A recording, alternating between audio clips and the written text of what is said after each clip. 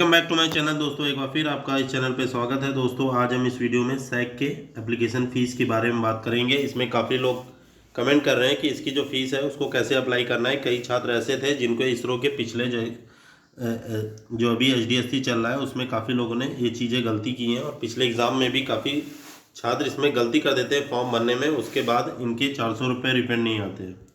तो आइए जान लेते हैं इस वीडियो में कि आपको कैसे पेमेंट फ़ीस की करनी होगी कि आसानी से आपकी पेमेंट आपको वापस भी मिल जाए रिफ़ंड के थ्रू। तो वही जान लेते हैं। सबसे पहले हम देख लेते हैं, यहाँ पे इन्होंने बोला है पेमेंट ऑफ एप्लीकेशन फ़ीस। जो फीस है after filing all the details like personal information. यहाँ पे इन्होंने बोला जैसे personal information, education, qualification, uploading all the documents, final submit the application. यानी कि आप सारे डॉक्यूमेंट्स, जैसे कि मान लीजिए आपने एजुकेशन क्वालिफिकेशन अपलोड कर दी, इसके बाद पर्सनल डिटेल्स आपने फिल कर लिया, इसके बाद आपको क्या करना होगा। Initially all applicants have to uniformly pay 500 as application fees.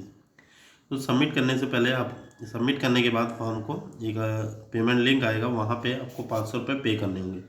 तो देख लेते हैं क्या क्या पेमेंट लिंक कैसे कैसे आपको फॉर्म को फिल करना है। ऑन पेमेंट पेज, यहाँ पे पेमेंट पेज आ जाएगा। Verify the details, click on proceed button, add a prompt will be appeared with message you are being direct to payment gateway. जैसे आप फॉर्म फिल करेंगे ना दोस्तों, तो आपको एक यहाँ पे लिख के आ जाएगा रजिस्ट्रेशन नंबर के बाद you are being directed to payment gateway. जब आपका फॉर्म सबमिट हो जाएगा उसके बाद क्लिक ऑन ओके बटन आपको करना होगा।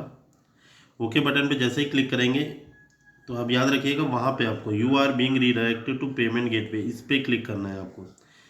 यहाँ पे नीचे एक ओके का बटन रहेगा, उस पर आप क्लिक करेंगे। इसके बाद क्या होगा, candidate will redirect to Bharat Kosh payment portal. तो ये पोर्टल का नाम है भारत कोष, उसमें आ जाओगे आप।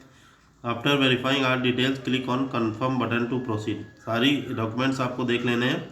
डॉक्यूमेंट्स का मतलब है आपको आपका नाम सही है, पिताजी का नाम सही है, तो ये चीज़ें लिखी रहेंगी, प्लस आपका जो आईडी रहेगा, ट्रांजेक्शन आईडी वगैरह, उसको देख लीजिएगा। आप किस बैंक से पेमेंट करें ये भी आप चेक कर लीजिएगा। अब इसके बाद आप प्रोसीड पे क्लिक करेंगे। इसके बाद क्या होगा, इन नेक्स्ट पेज दूसरा पेज खुलेगा जिसमें candidate will able to see multiple payment aggregators. अब एग्रीगेटर क्या है, कुछ नहीं है दोस्तों, ये बैंक का है। HDFC हो गया, SBI हो गया, एक्सिस हो गया, ICICI, ऐसे ही कई और भी बैंक के होंगे।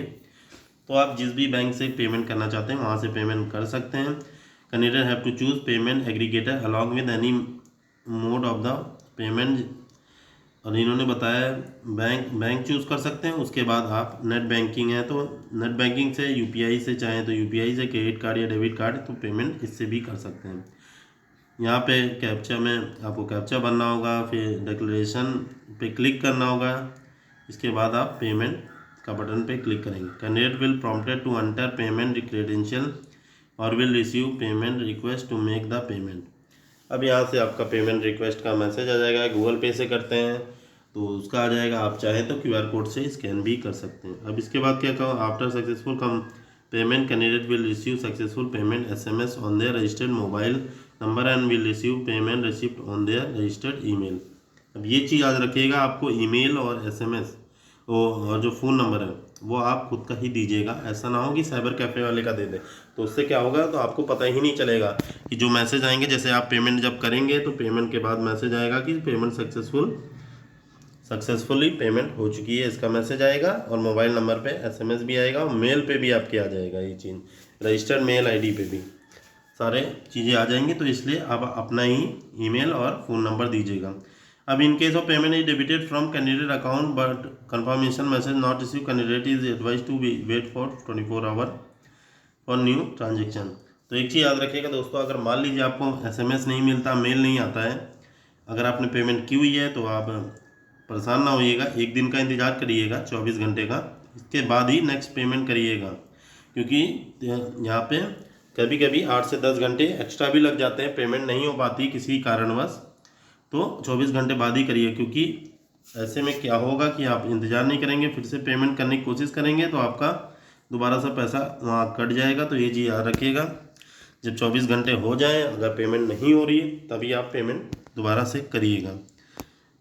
अब आ जाते हैं payment of application fee in any form like cash, remittance, cheque, draft, money order, IPO are not allowed. अब ये चीज़ याद रखिएगा, आपको कैश में पैसे नहीं जमा करने, चेक के द्वारा नहीं कर सकते, मनी ऑर्डर के द्वारा नहीं कर सकते, IPO एक्सेट्रा कोई भी अदर मीन से आपको नहीं करना है, केवल ऑनलाइन माध्यम से ही आपको करना होगा। No other mode of payment will be accepted, ये चीज़ें लिखी हुई हैं।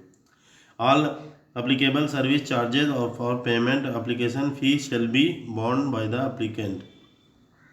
अब जितनी भी फीस है आपको फीस को पेमेंट करनी होगी, जितने भी इसका टैक्स वगैरह कटता है वो भी आपको ही पे करना होगा। यही चीज़ इन्होंने बताई है। तो वीडियो कैसे लगी कमेंट करके ज़रूर बताइएगा, और कोई डाउट है कमेंट करके पूछ सकते हैं। चलिए मिलते हैं नेक्स्ट वीडियो में। ओके, जय हिंद।